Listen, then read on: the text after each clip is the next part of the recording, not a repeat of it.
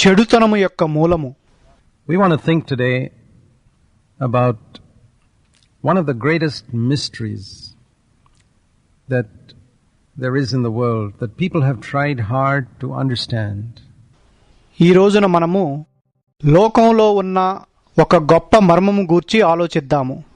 దాన్ని అర్థం చేసుకోవడానికి మనుషులు చాలా కష్టపడ్డారు. It is the mystery of evil. అది చెడుతనము గూర్చిన మర్మము. How did evil begin in a world that was created by a perfectly good God full of wisdom? పరిపూర్ణముగా మంచివాడై జ్ఞానముతో నిండి ఉన్న దేవుడు సృష్టించిన లోకంలో చెడు ఏ విధంగా ఆరంభమైంది? Why has God permitted evil to exist and to spread so much? దేవుడు చెడును ఎందుకు అనుమతించాడు? అది బాగా వ్యాపించడానికి ఎందుకు అనుమతించాడు? Why does evil have the upper hand in every part of the world? ప్రపంచంలో ప్రతి ప్రదేశంలో చెడుకు ఎందుకు పైచేయి ఉంది? Why is there so much sickness, poverty, sorrow? ఎందుకు ఇంత వ్యాధి, పేదరికము, దుఃఖము లోకంలో ఉన్నాయి? Isn't God interested in helping us? మనకు సహాయపడటానికి దేవునికి ఆసక్తి లేదా? There is an answer to this question of why God has allowed evil to exist. దేవుడు చెడును ఎందుకు ఉనికిలో ఉంచాడన్న ప్రశ్నకు సమాధానం ఉంది. Is it because God could not control it? దేవుడు దాన్ని నియంత్రించలేకనా? Very often we find people suffering in so many ways in different parts of the world. And even our hearts are moved. లోకంలో వేరువేరు ప్రదేశాల్లో ప్రజలు ఎన్నో విధాలుగా బాధపడటం మనం తరచూ చూస్తూ ఉంటాం. అది చూచినప్పుడు మన హృదయాలే కదల్చబడతాయి. What about a God who is full of compassion? అటువంటప్పుడు కనికరముతో నిండి ఉన్న దేవుని సంగతేంటి? Now before we proceed further, we need to understand that our human reasoning cannot tell us what God is really like. మనం ముందుకు వెళ్లే ముందు దేవుడు నిజంగా ఎటువంటి వాడో మన మానవ జ్ఞానము మనకు తెలియజేయలేదన్న విషయాన్ని మనం అర్థం చేసుకోవాలి. Just like a dog cannot understand a human being, ఏ విధంగానైతే ఒక కుక్క మానవుణ్ణి అర్థం చేసుకోలేదో, because the human being is higher in the levels of creation than a dog. ఎందుకంటే మానవుడు సృష్టిలో ఒక కుక్క కంటే ఎంతో పై స్థాయిలో ఉన్నాడు. In the same way, we cannot understand God. అదే విధంగా మనం కూడా దేవుణ్ణి అర్థం చేసుకోలేము. If a dog is to understand a human being, the human being must explain himself to that dog, teach that dog commands. ఒక కుక్క మనిషిని అర్థం చేసుకోవాలంటే ఆ మనిషి తన గురించి ఆ కుక్కకు వివరించాలి, ఆ కుక్కకు ఆజ్ఞలు నేర్పాలి. In the same way, if we use our mind to try and understand God, అదే విధంగా మన మనస్సును ఉపయోగించి దేవుణ్ణి అర్థం చేసుకోవడానికి ప్రయత్నిస్తే it'll be as foolish as a dog trying to understand a human being. అది ఒక కుక్క మానవుణ్ణి అర్థం చేసుకోవడానికి ప్రయత్నించినంత అవివేకంగా ఉంటుంది. It's just not possible. అది అస్సలు సాధ్యం కాదు. We've got to allow God to reveal himself to us. మనం దేవుణ్ణి తనను తాను ప్రత్యక్షపరచుకోవడానికి అనుమతించాలి. And that's what we read in the Bible. అయితే మనం బైబిల్లో చదివేది కూడా ఇదే. God has revealed himself to us in the Bible. దేవుడు బైబిల్లో మనకు తనను తాను ప్రత్యక్షపరచుకున్నాడు.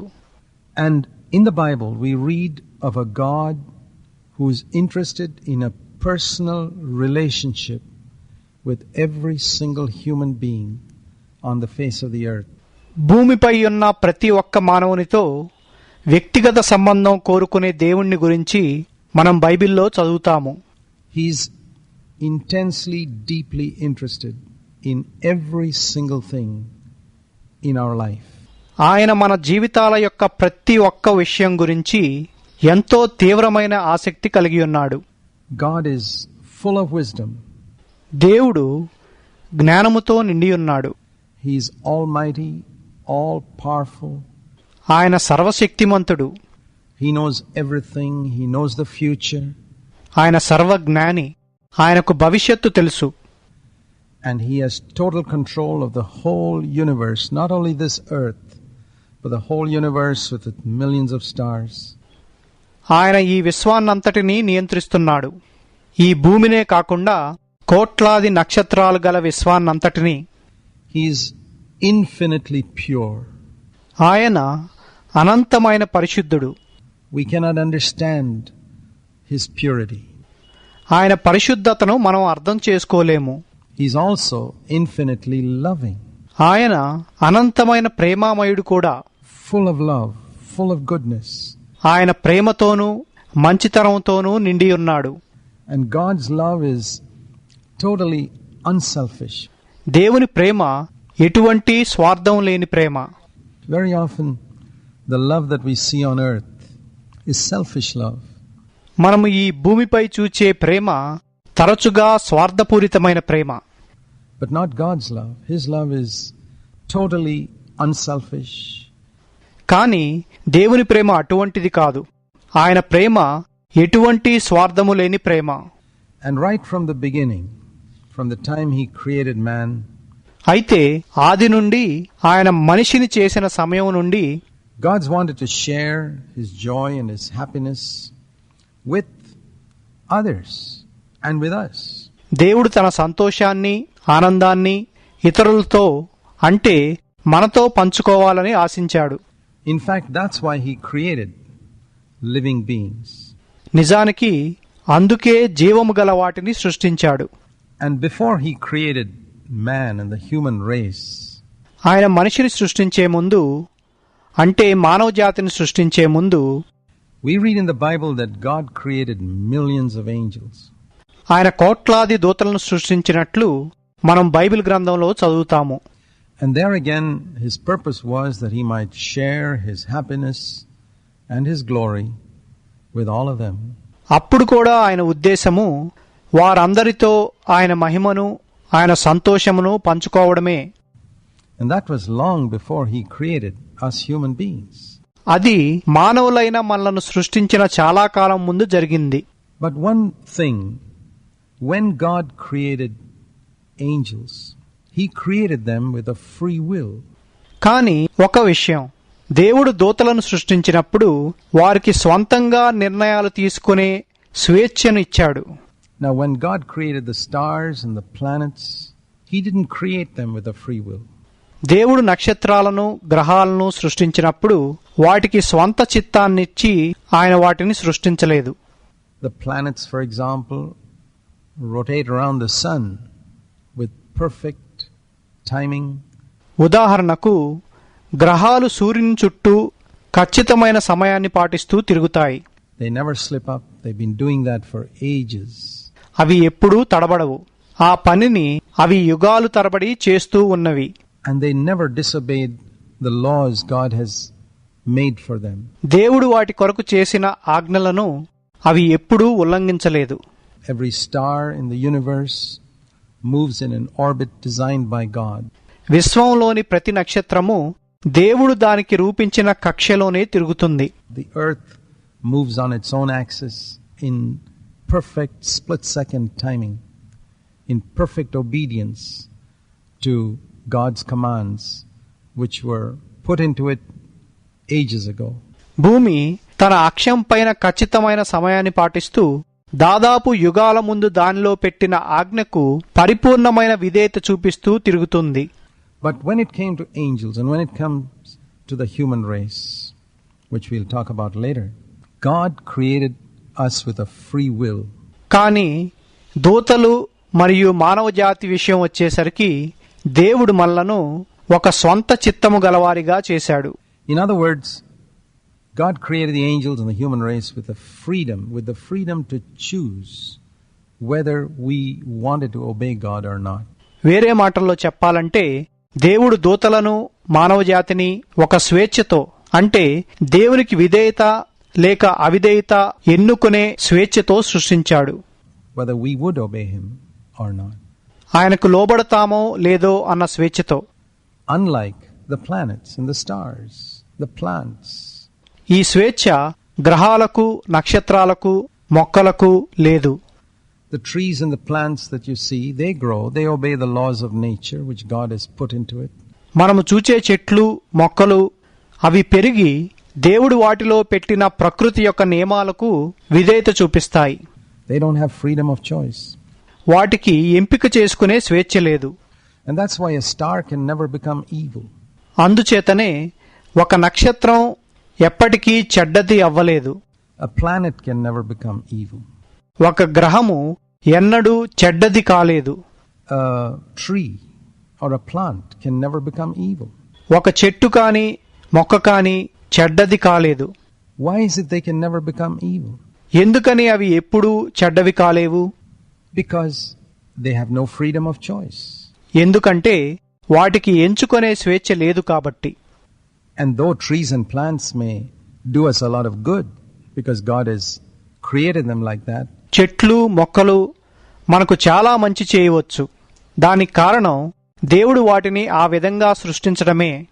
they cannot do good out of voluntary choice. అంతేకాని అవి స్వచ్ఛందంగా మనకు మంచి చేయలేవు. A planet cannot do any good on its own. ఒక గ్రహము స్వచ్ఛందంగా మంచి చేయలేదు. A star cannot. A tree cannot. ఒక నక్షత్రం చేయలేదు. ఒక చెట్టు కూడా చేయలేదు. It grows according to certain laws of nature built into it. అది దానిలో ఉంచబడిన కొన్ని ప్రకృతి యొక్క నియమాల ప్రకారం పెరుగుతుంది. And it has no choice. దానికి వేరే గత్యంతరం లేదు. And so we can say these beings that have no choice, these parts of creation like the stars and the planets and the trees, దీన్ని బట్టి మనం సృష్టిలోని ఈ భాగాలు అంటే నక్షత్రాలు, గ్రహాలు, చెట్లు ఎంచుకోలేవని చెప్పొచ్చు. they can neither do good nor evil. అవి మంచిని కాని చెడుని కాని చేయలేవు. They're like if you had a robot, a computerized robot in your home.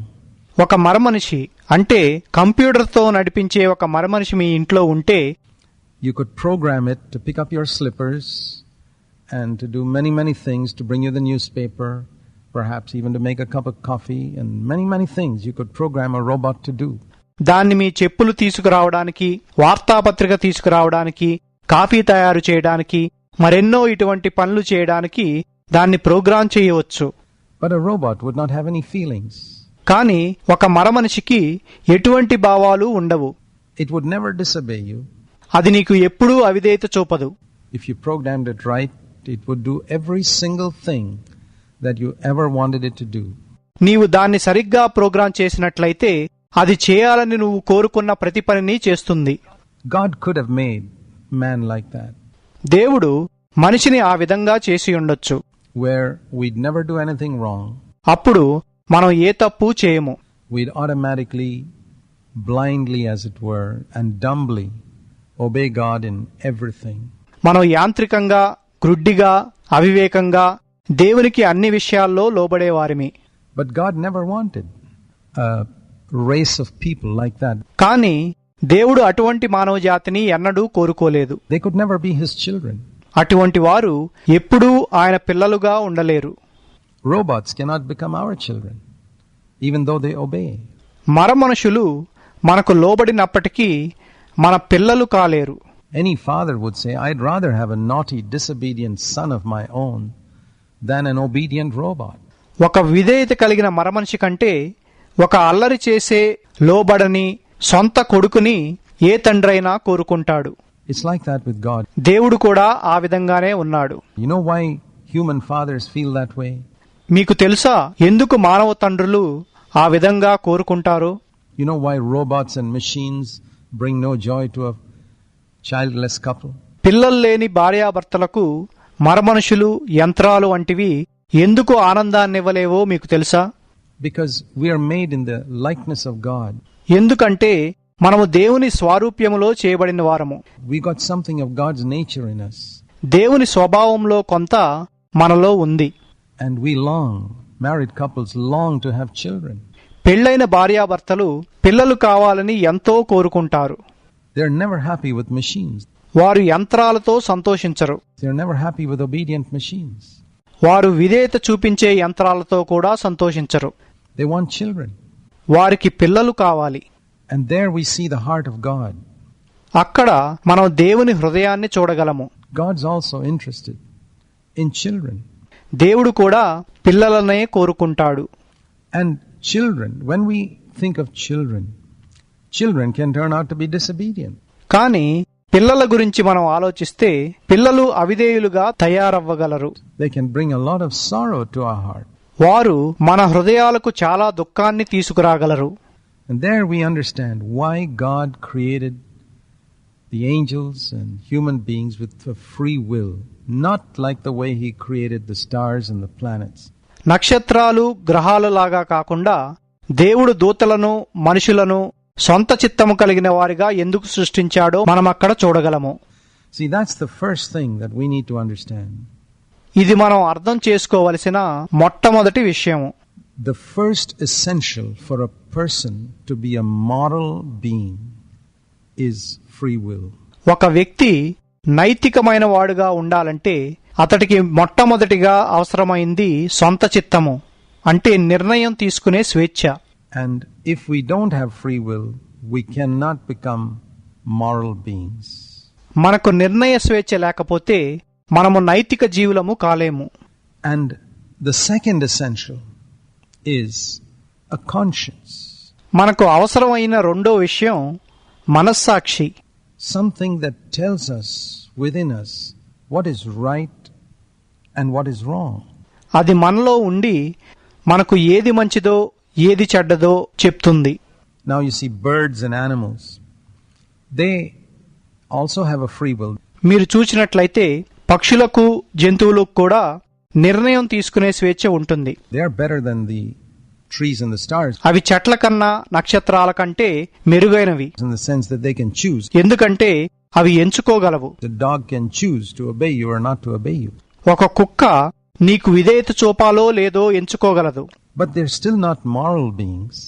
అయినప్పటికీ జంతువులు నైతిక జీవులు కావు. They have no sense of morality. వాటికి నైతిక విలువలు తెలియవు. A dog or a bird or a lion, because it doesn't have a conscience. ఒక కుక్కకైనా పక్షికైనా సింహానికైనా మనస్సాక్షి ఉండదు. They don't have a conscience, వాటికి మనస్సాక్షి లేదు. though they have free will. వాటికి నిర్ణయం తీసుకునే స్వేచ్ఛ మాత్రమే ఉంటుంది. So there are two things that we need. కాబట్టి మనకు అవసరమైనవి రెండు విషయాలు. And that's what we see in ourselves. మనలో మనం చూచేది కూడా అదే. We have a free will and we have a conscience. మనకు సొంత చిత్తం అంటే నిర్ణయం తీసుకునే స్వేచ్ఛ ఉంది, మనకు మనస్సాక్షి కూడా ఉంది. And that's why these birds and animals can never become sinful or holy. అందుచేతనే పక్షులు కాని జంతువులు కాని పాపాత్ములు కాలేవు, పరిశుద్ధులు కూడా కాలేవు. Because they don't have a conscience. ఎందుకంటే వాటికి మనస్సాక్షి లేదు. They cannot become children of God. అవి దేవుని పిల్లలు కాలేవు. A dog cannot be a child of God because it doesn't have a conscience. ఒక కుక్కకు మనస్సాక్షి ఉండదు కాబట్టి అది దేవుని బిడ్డ కాలేదు. You can train a dog over a period of time and teach it that certain things it should not do and certain things it should do. ఒక కుక్కకు కొంతకాలం శిక్షణ ఇచ్చి అది కొన్ని పనులు చేయకుండా కొన్ని పనులు చేసేటట్లు నేర్పించవచ్చు. But it's not because of an inbuilt conscience, it's because of external training. కానీ అది దానిలో ఉన్న మనస్సాక్షి వలన కాదు, అది బాహ్య సంబంధమైన శిక్షణ వలన. Something like training a computer. అది ఒక కంప్యూటర్కు శిక్షణ ఇచ్చిన విధంగా ఉంటుంది. Teaching a computer through programming it to do certain things in a certain way. కంప్యూటర్ను ప్రోగ్రామ్ చేయడం ద్వారా దానికి కొన్ని పనులు పలానా రీతిగా చేయడం నేర్పించడం.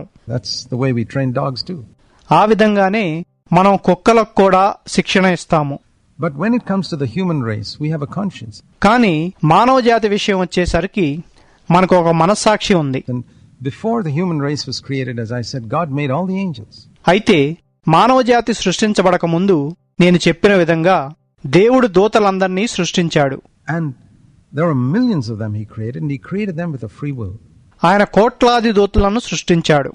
స్వంత చిత్తంతో అంటే నిర్ణయం తీసుకునే స్వేచ్ఛతో సృష్టించాడు. And among the angels was one who was the leader. అయితే ఆ దూతల్లో ఒక నాయకుడున్నాడు. His name was Lucifer. అతడి పేరు Lucifer. The Bible says in the book of Ezekiel in chapter 28 and verses 12 to 15. ఎజెకియెల్ గ్రంథము 28వ అధ్యాయము 12 నుంచి 15 వచనాలు మనం చూసినట్లయితే, that he was created perfect in wisdom and beauty and given a high position. అతడు సంపూర్ణమైన సౌందర్యంతోనూ జ్ఞానంతోనూ సృష్టించబడినట్లు మనం చూస్తాము. అతడికి ఉన్నతమైన పదవి కూడా ఇవ్వబడింది. And gradually he began to have thoughts in his mind and ambitions that were not good. అయితే నెమ్మదిగా అతడి మనసులో చెడ్డ తలంపులు, చెడ్డ కోరికలు కలిగాయి. How did that happen? అది ఎలా జరిగింది? Because he had a free will.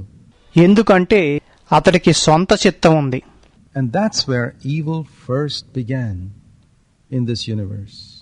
అయితే అక్కడే చెడుతనము ఈ విశ్వంలో మొదట ప్రారంభమైంది.